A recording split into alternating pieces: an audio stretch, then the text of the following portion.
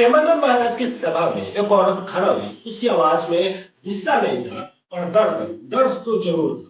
और उसने ऐसा सवाल पूछा जिसे सुनकर सभा कुछ पल के लिए शांत हो गई। उसने कहा, अगर गरीब की बददुआ लगती है तो गरीब को रुलाने वाले लोग आराम से क्यों जीते हैं?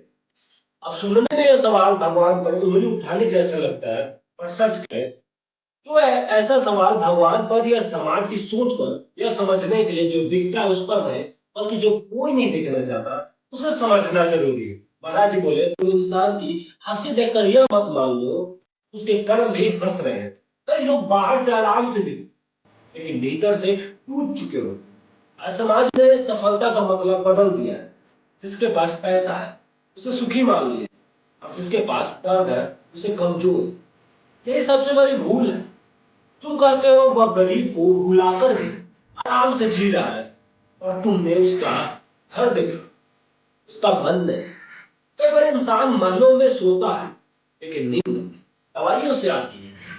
गरीब की बददुआ आग की तरह नहीं होती जो तुरंत सब जला दे।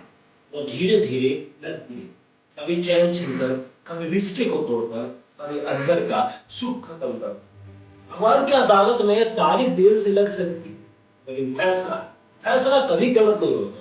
आज इंसान सोचता है, अगर मैं बच गया तो मैं सही हूं। यही अहंकार उसकी सबसे बड़ी सजा बन जाता। तुमने देखा होगा, जो लोग दूसरों को रुलाकर ऊपर जाते हैं वो हमेशा डर में जीते हैं, क्योंकि उन्हें पता होता है उन्होंने कितनों का दिल तोड़ा है। गरीब के बददुआ का मतलब यह नहीं कि सामने वाला तुरंत सड़क पर आ जाए।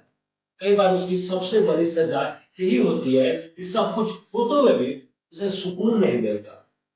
गरीब को रुलाकर कोई इंसान जीतता नहीं, बस कुछ समय के लिए ऊपर दिखता है। वो क्योंकि कर्म की चाल धीमी जरूर होती है पर अंधी नहीं।